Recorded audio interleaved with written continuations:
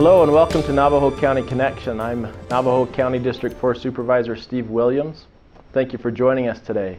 It's August, and while we're still in the summer season, we're transitioning from summer break and kids going back to school. That brings a mixture of emotions. I wish it was just a mixture between joy and happiness, but maybe there's some other emotions that are mixed in there as well. We thought it appropriate to have our Navajo County School Superintendent, Jayln Gerlich, join us today to talk about transitioning back to school. Jayln, thanks for joining us. Thank you. I know that you've been a guest on our show a number of times, but for those that may be new to the show, would you just take a moment and talk about your background in education and your time with the county? You bet. I've been in education in Arizona for 31 years now, classroom teacher, administrator, and now as county school superintendent. County school superintendent, I was appointed December 1st, 2015. So I've been doing this for a little while now. And it's always nice to see all the aspects of schools that we have coming into our county. Yep. And you have a team that you lead. How many are on your team at Navajo County? We have our office staff, which we have, we're fully staffed now with 4. We also have, with my associate superintendent, Lanny Gillespie, we have the Special Services Consortium that comprises approximately 25 employees. And then we have our Navajo County Accommodation District, which we run our alternate school. And we have 1 full-time teacher and 2 part-time teachers that are handling right now. Our enrollment there is approximately 22, so we're up and growing and serving the county that way for our at-risk youth. So you help to lead and serve alongside a good number in your team. Mm-hmm. Thank you for what you do. How many school districts are there countywide, and what number does that transition to as far as how many schools we have countywide? We have 14 school districts. 12 of those are what we call regular K-6 or K-12 districts. 2 of those districts are what we call JTEG or CTE, career and technical districts. And we have one in the south, which is called NABIT, and we have one in the northern part of our county called Native. And then Navajo County Accommodation District, so for a total of 14. That translates to 46 schools. 46 schools, sites, north to south in the county. Correct. That's great. So the school year has actually just started. What, from an administrative perspective, what does that entail? You know, it's getting all those final polishes. If you're not fully staffed, wanting to look at acquiring your staff, whether it be bus drivers, teachers, classroom aides, cafeteria, whatever that needs to be filled. Looking at all those aspects that you started before the school year, bus routes, drop-off zones, safety, all those, are they working? Do we need to refine them?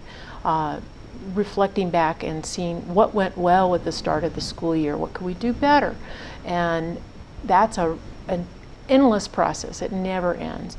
And for us, this particular year, it's school board election year. And so working with your school board, talking with potential candidates if they're interested in being on the school board, and bringing them along so they understand what goes on in that school district. Before the segment began, you and I were talking off camera about some of the ways that the rest of us that aren't in administration of the school, some of the things that we can do to help make a school year successful. And our viewers may enjoy hearing from you on this. So what are some things that the rest of us can do to try to help make a school year successful? You bet. Communication is the #1 thing. If you see something going on with your child and you want to make sure that teacher is aware of it right away. Don't let anything fester and say, well, they'll take care of it later.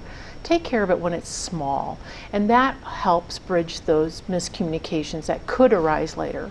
It sounds funny, but look in your child's backpack. There's things in there, and they need to know that your child knows that you're going to be looking in their backpack for notes or anything that needs to be happening. The funniest thing with homework is sometimes it gets to the backpack, but it never gets from the backpack to the classroom, and making sure. So did you turn in your homework? We know you did the homework, but did you actually turn that in? Communicating with your teacher any unique characteristics of your child. For example, I knew a parent that had to talk with a teacher.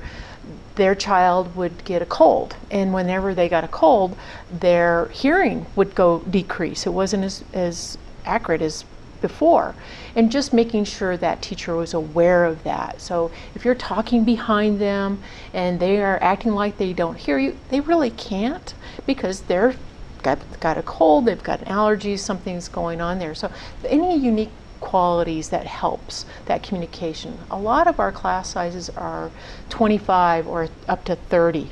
So getting to know each child quickly is a difficult task for a teacher. So whenever parents can bring in those little insights, it's helpful. Another issue, and I'm going to encourage all our high school parents, is, and most high school students do not appreciate this advice. They appreciate it when they're 19. Go to the child's parent-teacher conference, even if they are a straight A student, a really good student. And in fact, I implore people to do that, especially for them. And the first time you go with them, you're going to model with your child sitting beside you how to ask questions and to become that positive advocate for themselves. And then the next time you go to that parent-teacher conference, you're going to turn around and say, do you have questions for the teacher? And so they start asking the questions, because the parent-teacher conference is about them. And then next thing you know, hopefully when they're a senior, you can ask the question, so anything going on at school? Oh yeah, I had to talk to Mr. X about those assignments I was behind on. I took care of those. Because as they leave high school and they're 18, now they have to advocate for themselves in university, apprenticeship programs, any kind of technical school, jobs. They need to learn how to ask appropriate questions, and that has to be modeled. And they don't always appreciate when the parent, my child did not appreciate it, but later on they thanked me for, you showed me how to do that. And it was painful as a 16-year-old, but then they really recognized, oh, that was a skill I wouldn't have learned anyplace else if it hadn't been modeled for me. And sometimes we have to let the teacher understand this is a skill I want them to learn. And so they should start advocating for themselves. So communication is, for me, the driving force for good success in the school year. So what I hear you saying is be a proactive parent. Mm-hmm. And particularly with younger kids, I have two in elementary school. Mm-hmm. Those are a little bit easier to go through their backpacks with. Yeah. But I actually appreciate your suggestion on parent-teacher conferences with high school age students, and to sit down together, because I know sometimes I've gone to parent-teacher conferences by myself, or my wife has gone, or we've gone together, but not with the kids. Right. That's a good suggestion, to be able to have the kid sit there with you and then learn from the example. Yeah, and eventually what you're wanting to promote is being able to pass on. So you're not asking the questions anymore. You're not having to be proactively there. You know and feel comfortable.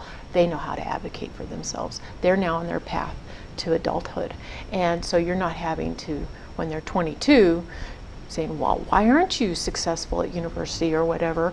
They know, well, I should have been on top of this. I know I should have checked this. Because once they move on, that is up to them. They're adults. And, my experience has been teachers are so accessible generally, and just welcome interaction from the parents. Also, I think most schools give the students the ability to track where they're at in class on an ongoing basis weekly, and parents can track that online with their kids and stay on top that way. So it's a lot easier now, it seems like, to stay on top of things if you're a little proactive at it and intentional. And make sure that your child is engaged in that right alongside you. My last tidbit is for those students in 8th grade particularly. They need to recognize up to 8th grade we're practicing. Once you go into high school now, you're earning credit. And so if you miss a few extra days in 8th grade, it's not a good thing, but it's not like at high school where you can now lose credit. So 8th graders need to be recognizing you're practicing for high school. So this is very important that you have good habits in 8th grade to be able to success in 9th grade. So I made a mistake once. I told one of my kids that's now in high school, while they were in junior high, that the only grades that really count for college is high school. Well, he took that to mean, oh, I can take a break. So kids that are watching, plug your ears. You parents, don't make the same mistake I made. But helping kids learn good study habits. While they're in elementary school and junior high, and that'll help them into high school and on beyond. Absolutely. Yeah. Good routines and good habits. Play in. Learn from my mistake. Good. It's okay. Where can our viewers go if they want to learn more about the schools in Navajo County or have questions? Each school district has a website that they can access, and they can go to my website that's on the Navajo County under Superintendent of Schools, and we have a listing of school districts and school board members. But if you are actively wanting to find out more about a particular school district, the best way is to go directly to that school district site and access it there. You can go into the Arizona Department of Education website, but that's a much larger venue and not as focused particularly. But their districts are now obligated to post more on their website for information, test scores for their school, those kinds of things. Budget obligations now have to be posted on their particular website. So if they don't know, if a viewer doesn't know the particular web address for a school district, they can do a Google search for that school district or go onto the county website, which is? It's under Navajo County, and then as part of the department, Superintendent of Schools, and then off on the left-hand bar you'll see a list, and there'll be a list of school districts. And you can find a link to it there. You Great. bet. Okay. What else? Anything else you want to cover? You know, it's an exciting time for schools. We see a lot of interest in STEM. We see a lot of interest in civics education. And we know that reading and mathematics are important. I always tell people reading and mathematics are tools that access to these other areas. So if your child's interested in social studies or science or technology, whatever, encourage them to read about those subjects and to use their mathematics in those subjects, because now those subjects become alive. Because you're reluctant readers, oh, I don't want to read another tale about whatever, but if they can learn about rockets, they'll read way above their grade level if it's something that excites them. So I highly encourage to use those interests to drive that reading. And yes, still reading to your child's important every single day, 15 to 30 minutes. It's the #1 success markers for those kids who do read well, is they've been read to and they are reading now on their own at least that amount of time. That's critical. Well, Jayln, I know that you're passionate about what you do, what you and your team do, and I appreciate all that you do for us here in Navajo County. Thank you for taking the time to be with us. And stay with us. In our next segment, we'll meet with our County Emergency Manager to recap fire season and talk about the focus going forward into the fall.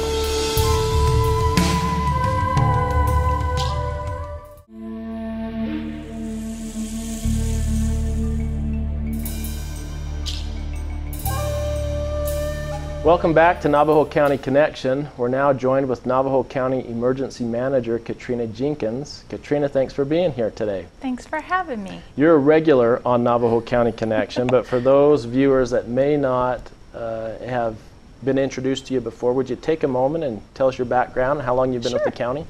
Yep, I'm celebrating 17 years with Navajo County so far. I started out as a dispatcher, and here I am today in emergency management. So I've been with the family for a while now. Yes, you have, and you've done a great job. Yeah, You're a great member of the team. Appreciate that. So to what we're here to talk about, fire restrictions have been lifted. We've been fortunate and blessed to have the monsoons come in and get rain, and that's a huge relief for many. But are we completely done with fire season? So yes, we are absolutely thrilled that we were able to lift those restrictions, but fire's always going to be a danger to our communities because we live in a wildland-urban interface. So we have trees, and trees burn no matter what time of year it is. But currently the threat is on the low side of the scale, so we are happy to have that relief, that little reprieve. But we don't want our citizens to mistake that, you know, it's okay to just go crazy out there. We do still have lightning strike fires going on. There are a couple in the county burning right now, but there's no threat to any of the communities or homes at this point with those. They're actually in the forest doing good things for us. Fire crews are out there managing them and keeping them contained to those areas. They're doing burnout operations, so there's some smoke in the air right now, but other than that, we're looking really good. Good. I know that you'd mentioned there's a few small fires that are burning right now, lightning caused. This last fire season, we had some small fires. We had 377 fire was the biggest one, but even though we didn't have a catastrophic or a really major incident, was our management team prepared for a large-scale incident if it came? Absolutely. So our emergency management team, or we kick into it, it's called an emergency operations center team. We train year-round so that no matter what the disaster is, whether it's flooding like we had in Joe City a few weeks ago, or fire season, or a major winter storm, it could even be a man-caused disaster. We're ready year-round. So. And one of the things that we have to help notify our citizens and to be safe in a catastrophic event is Ready Navajo County. Right? Yes, and we encourage citizens to sign up. It is free, it is safe and secure. We're not going to call and sell you stuff, based on your sign up. So we encourage our citizens to sign up because we are going to send out that information that you need to know in a big hurry if there's something going on. If you don't hear from us, that's kind of a no news is good news thing, but Ready Navajo County is our alert system. We've had it in place for over 3 years now, and it works great. For example, back to the Joseph City flood, we were able to alert the residents of Joseph City that was going on and what to do. Give them instructions on where to go and what they needed, if they needed sandbags, where they could find them, that kind of thing. So if someone signs up for Ready Navajo County, they can get an alert through email, through text, right, phone message? Yes. And how would they sign up for that if they're not already signed up? So they can go to our website, navajocountyaz.gov, and there is a quick link down at the bottom corner of the front home page, or they can call me at my office, 928-524-4163, and I will happily help anyone that doesn't have an internet connection or smartphone, capable phone. We'll make sure that they get signed up so that if it's a landline, like you said, or an email, no matter how they want to be notified, and it's entirely their choice. And they can select how they want to be notified. And they can select the order or anything they want. So, yeah. Do you happen to know how many have signed up for Ready Navajo County? I do. We currently have approximately 27 to 28,000 people, which is only about a quarter of our citizens, so I'd really like to see that number go up this year so that everybody's aware of what's going on in their community if something does happen. Right. Last figures I heard, I think we're around 112,000 in Navajo County, give or take a little bit. And so 28,000 sounds like a great number, but there's still a lot. There's still a lot that don't have it. That could benefit. Yeah, and we do go all the way up to Kayenta and Shanto to the very northern Utah border, and all the way down to Sibicu and Carrizo, all the way down to the Gila County border. Right. So we are from one end of the county to the other and side to side. It doesn't matter if you live inside the city or an unincorporated area, as long as you have one way of letting us reach you, you'll get a message. One last thing on Ready Navajo County.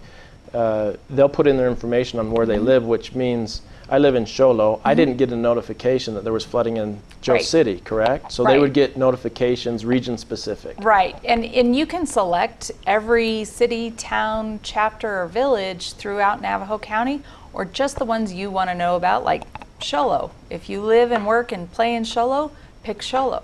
But if you have friends or even family members in another community, you might want to be kind of keeping an eye on them. You can select those communities as well. And the good thing about our system, we've kind of matched up with Apache County. So some of our friends and family members live in a different county. Apache County has the same system.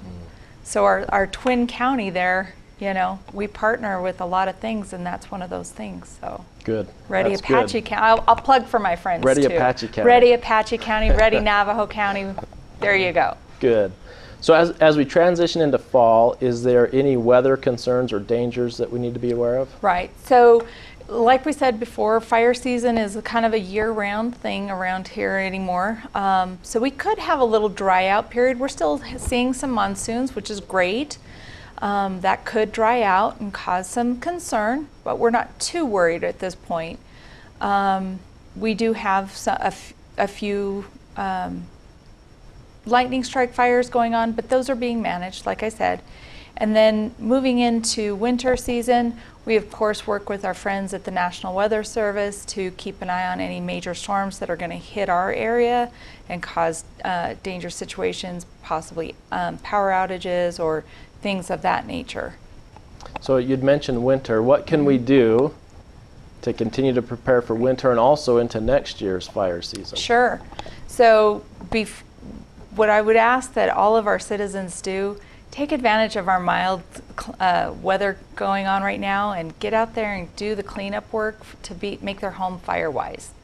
Fire-wise is the words, the terminology that we use to make our homes defensible in case of a fire. Trimming up the tree branches, making sure they're 6 to 10 feet up, so that those lower ground fires don't catch those trees on fire. Making sure the ground fuels are picked up and cleaned up, the pine needles and leaves that have fallen. Making sure your gutters, vents, and decks are clean underneath even. These are all simple things that we need to do year-round, not just in the spring when, for example, this year we went into fire season really early. Because we didn't have much of a winter last year, our conditions warranted going into fire restrictions as early as April. So those chances and those opportunities to do that yard work may not happen during the spring when we traditionally used to do it. So take advantage of doing it during the fall, when, especially right now when we are in a low fire hazard state and we don't have the winds typically. Unless we have a storm coming in, of course. Good time to clean up without those winds, right? Yes, definitely. And just, we would ask that whatever you do, don't wait till April or even May especially, because by then we will be in fire restrictions, most likely, and we don't want to have your home on that list that's not defensible for our firefighters. What I hear you saying is be proactive and intentional. Yes. Is that right? Definitely. So fire-wise, we've touched on fire-wise briefly, but if someone wants to learn more about how to be fire-wise, where can they learn about that? So there's a couple options. You can go to our website at navajocountyaz.gov/emergency management or firewise.org. We have some of the Firewise information and some links on our website, and then of course firewise.org has a lot of information as well.